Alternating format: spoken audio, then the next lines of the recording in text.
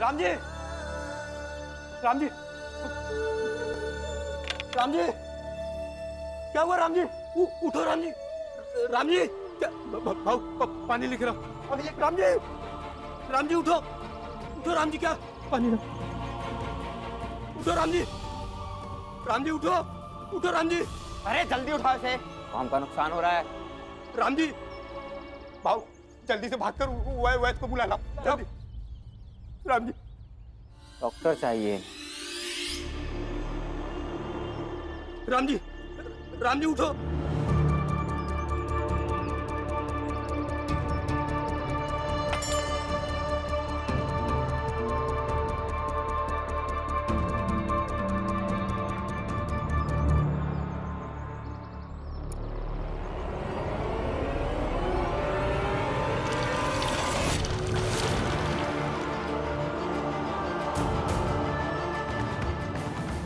राम जी, लो, जग गया।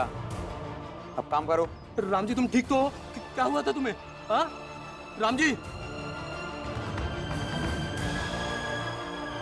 राम जी तुम्हारा बदन तो आग की तरह तप रहा है, तुम्हें बहुत बुखार है, चलो वैद्य के पास। भाऊ नाटक नहीं, बुखार है, मर तो नहीं रहा ना? चुपचाप काम करो, जाओ। मैं ठीक हो जाऊंगा, अभी अभी काम करते हैं। राम जी तुम्हारी हालत बहुत खराब है, इस हालत में तुम काम नहीं कर सकते, चलो पहले वैद्य के पास चल। चौकीदार औकात भूल गया क्या? मैनेजर हूं मैं, मेरा हुक्म मानना पड़ेगा। तू जाकर दिखा। मैनेजर साहब, मैनेजर साहब, मेरे दोस्त को कुछ हो गया तो उसे मैं वैद्य के पास ले जाने दीजिए ना मैनेजर साहब, जाने दीजिए उसे वैद्य के पास, मैनेजर साहब जाने दीजिए उसे। ले जाने देता हूँ, कहीं राम जी यहीं मरमुरा गया तो एक नई मुसीबत खड़ी हो जाएगी।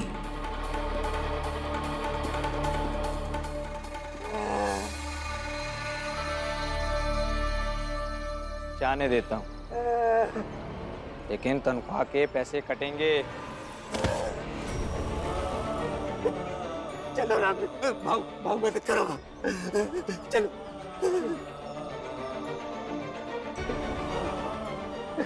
चलो।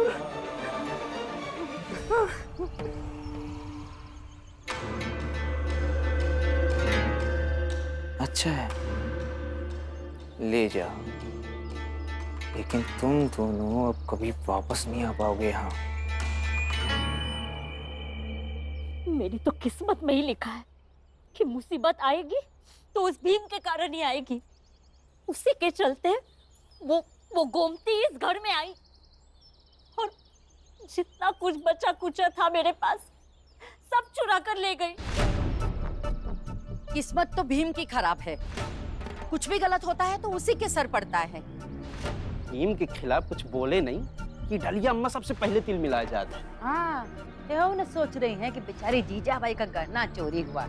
अरे हम लोग के सामने अपना दुख सुना के थोड़ा सा दिल हल्का कर रही हैं। अरे देना है तो ये सब बोलने की बजाय भीम के नाम पे खुद को ढाढ़स दे दे। गया है ना वो। जाने से क्या होता है? उससे रिश्तेदारी थोड़ी है तो उसको देखते ही गहना दे देगा।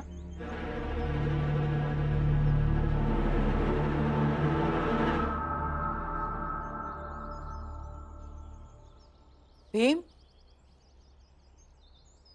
देखो आ गया भीम। मिल गए?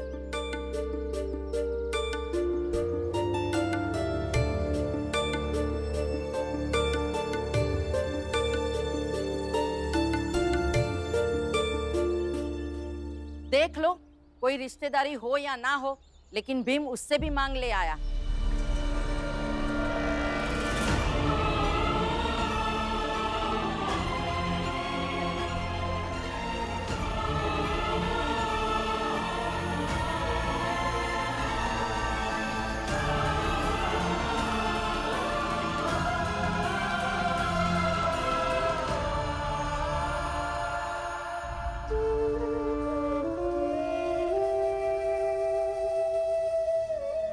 हमारी तरफ की होकर उस बाहरी आदमी का साथ दे रही है।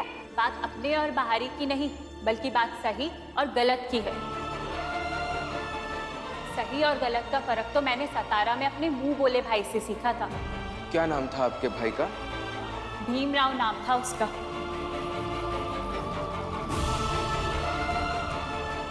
आप माधवी दीदी है? माधवी दीदी,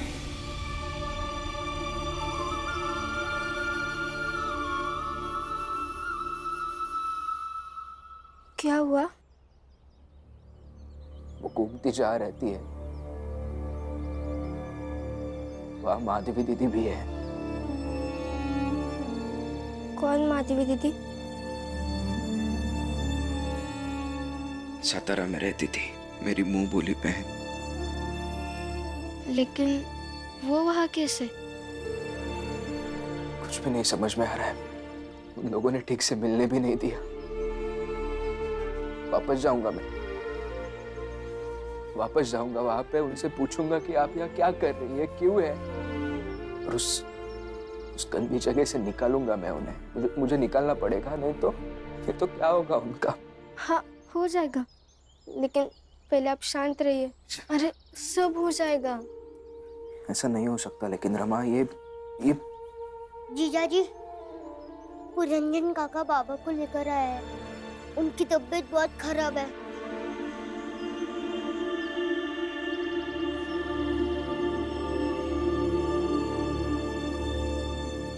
बाबा, क्या हुआ है आपको? भैया, क्या हुआ बाबा को? कुछ नहीं, कारखाने में काम कर रहे थे ना दिन रात बिना सोए, चक्कर आया, गिर गए। चिंता करने की बात नहीं है। तो वैद्य जी ने कहा है कि थोड़ा आराम करेंगे तो ठीक हो जाएंगे। बाबा, आपको आराम करने की बहुत जरूरत है।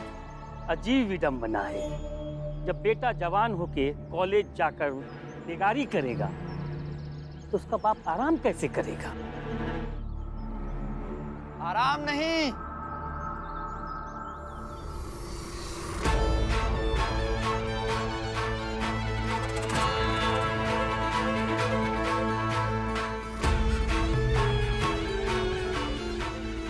तबीयत खराब है, आराम करने दो।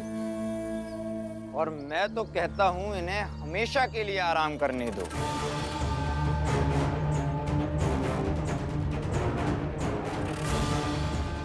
ये कागज देखो,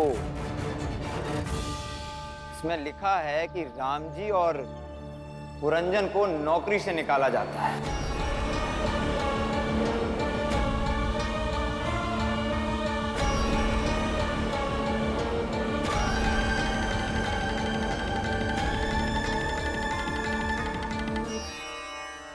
और जो भी पैसा बकाया है, घर का सामान बेचकर चुकाया जाएगा।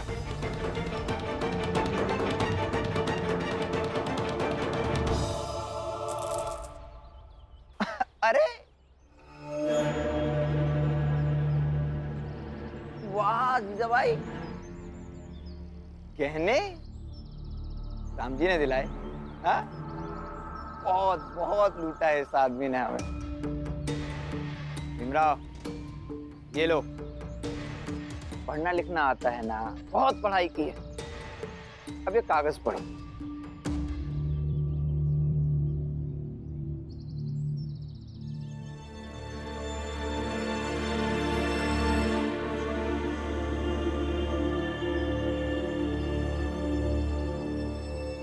जीजा भाई, कहने दे दो मुझे।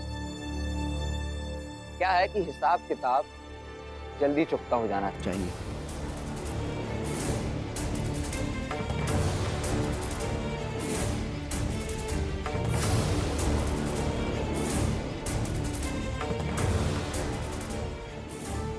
डर के भाग गया क्या? नहीं, मेरा बेटा कभी डरता नहीं।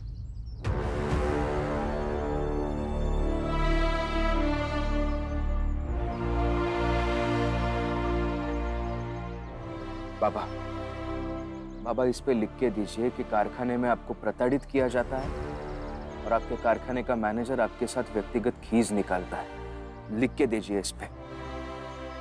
आप ये लिखेंगे तो ये लेकर मैं पुलिस थाने जाऊंगा और आपके कारखाने के मैनेजर की शिकायत करूंगा। फिर कानून फैसला करेगी कि मजदूरों के साथ मैनेजर को कैसे बर्ताव करना चाहिए और कारखाने में उसका आचरण कैसे होना चाहिए और मजदूरों की सुरक्षा कितनी महत्वपूर्ण है। दीजिए, आप लिखिए और फिर कानून को फैसला करने दीजिए कि कौन सही है और कौन गलत है।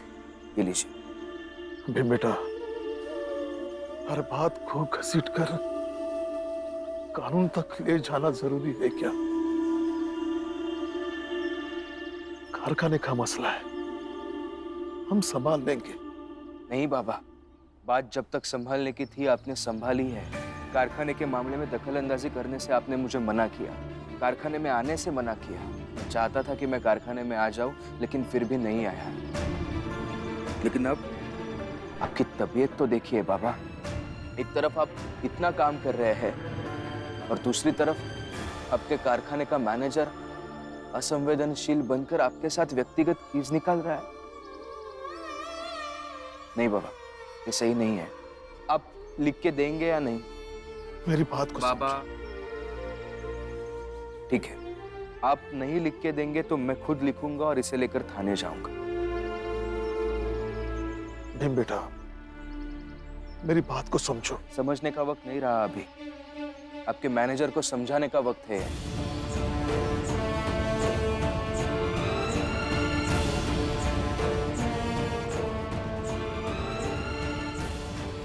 आनंद, भीम को बता दे, समझा दे इसको। पापा सही कर रहा है वो।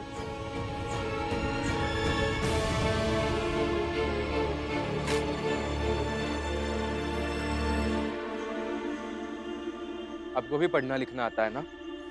ये पढ़िए। मैं ये लेकर पुलिस थाने जा रहा हूँ आपकी शिकायत करने।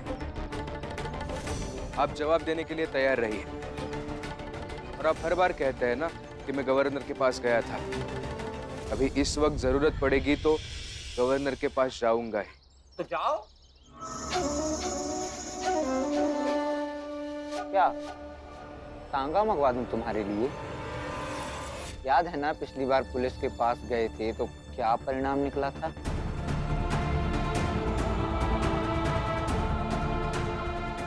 भीम बेटा, मेरी बात सुन, मत जा। बाबा, अभी आप मुझे मत रोकिए।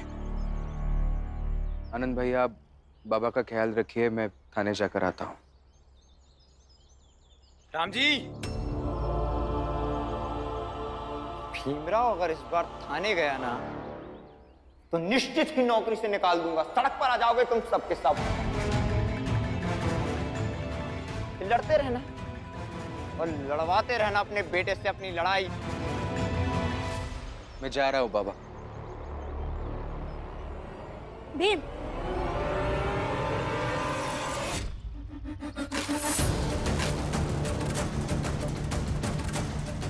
क्या लगता है तुम्हें दुनिया के सबसे बड़े संवेदनशील इंसान हो तुम? तुम्हारे बाबा की नौकरी चली जाएगी, सड़क पर आ जाएंगे हम लोग, खाने की आफत हो जाएगी कि भूखे मर जाएंगे। थोड़ा भी अंदाजा है तुम्हें? जब मौका मिले चलो लड़ने। बचपन से आदत हो गई है तुम्हारी, कुछ भी हो लड़ने के लिए चले जाते हो बिना परिणाम का विचार किए।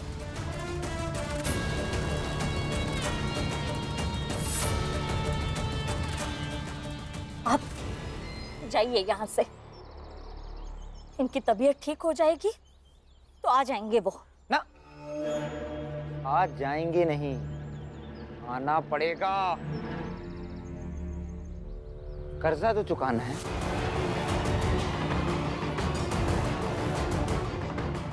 सब सुनो, कान खोल कर मेरी बात सुनो। परसों 1 तारीख सुबह सुबह आ जाऊंगा किराया लेने। तैयार रखना। नहीं तो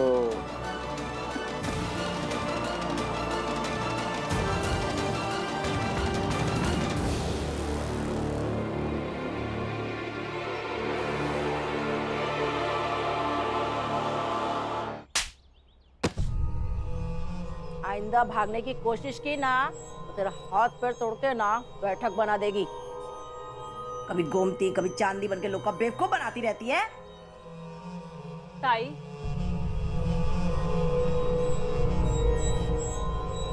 ताई मुझे यहाँ से कहीं और भेज दीजिए। मेरा यहाँ रहना सही नहीं है। क्या सही नहीं है रे? वो मेरा भाई भीमराव फिर से आएगा और आप सब लोगों को परेशानी होगी। भीमराव से इस इलाके के शबनम भाई को परेशानी होगी? आप लोगों को नहीं पता भीमराव क्या है। वो चाहे तो अपनी जिद से पत्थर को पिघला दे। इसलिए कह रही हूँ ताई, मैं नहीं चाहती कि मेरे कारण वो या आप लोग परेशान हो। मैं यहाँ से चली जाऊंगी तो ये बात यहीं खत्म हो जाएगी। ए चांदनी, तू तो उसके घर जाकर उसके पास रही है ना, समझती है ना उसको। तो अब इस माधवी को भी संभाल और दिखा इसे कि भीमराव चाहे कितना भी जिद्दी क्यों ना हो, लेकिन इस एरिया में मर्जी सिर्फ मेरी चलती है। और तेरा भीमराव यहाँ आएगा ना तो उससे मकबूल जवाब दिया जाएगा। और आज से तू ना यही इसके पास सोएगी, समझा तेरे को?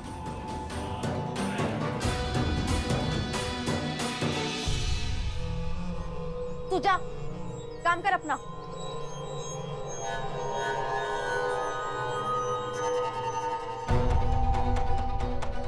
मैं भी चाहती हूँ कि भीम यहाँ आए। कम से कम अपना हिसाब बराबर मैं भी कर लूंगी। आपको अभी भी दर्द हो रहा है? नहीं रुकिए, मैं दबा देती हूँ। नहीं, कुछ नहीं हो, जरा सा हल्का सा दर्द हो रहा था बस। आप रुकिए, मैं अभी आई को जाके कहती हूँ कि वो आपका इलाज अच्छी जगह करवाए। नहीं लक्ष्मी, किसी को कुछ मत बोलना। मेरे इलाज से ज्यादा जरूरी है कि मैं कल से काम पर जाऊं। पर इतने दर्द में आपको काम पर जाने की क्या जरूरत है? आप आराम कीजिए। लक्ष्मी, काम पर तो जाना पड़ेगा ना, और बाबा की तबीयत खराब है, मुझे ही काम करना पड़ेगा। हाँ, आप ठीक कह रहे हैं। तभी तो भीमराव की पढ़ाई का खर्च, उनका जेब खर्च कैसे मिलेगा उन्हें? अब साफ साफ क्यों नहीं कह देते कि भीमराव को कोई कमाने के लिए ना कहते, उससे पहले ही आप काम पर जाना चाहते हैं। लक्ष्मी, मैं कुछ भी कहूं, तुम घूम फिर कर भीम पर क्यों आ जाती हो? कभी तो समझने की कोशिश करो मुझे।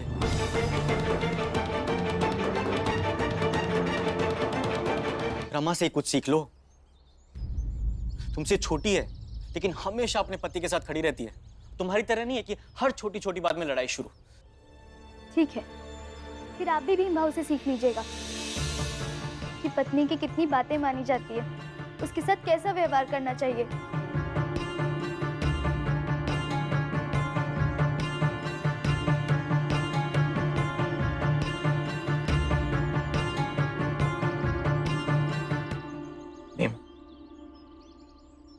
भाभी की बात का बुरा मत मानना। दर्द कैसा है? ठीक है अभी। आपसे कुछ बात करनी है। बोलो। गहने लेने के लिए गया था उस गोमती के वहां माधवी दीदी मिली। क्या? और वो भी शायद गोमती की तरह। क्या कह रहे हो भीम?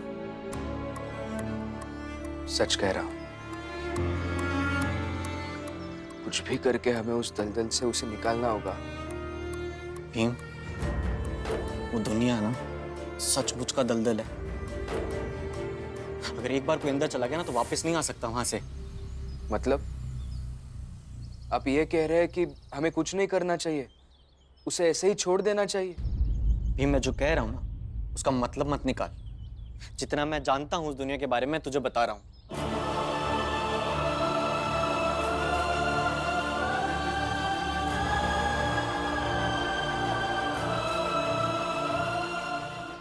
बाबा को बताया ये सब? बताना भी मत। बाबा पहले से बहुत परेशान है और मैं तो कहता हूं जल्दबाजी में कुछ भी मत करना। वो अलग दुनिया है भीम, वहां पर कोई नहीं सुनेगा तेरी। और मुझे तो ये भी नहीं पता कि पुलिस वगैरह कितनी मदद कर पाएगी तेरी वहां। जल्दबाजी? पहले से ही बहुत देर हो चुकी है आनंद भैया।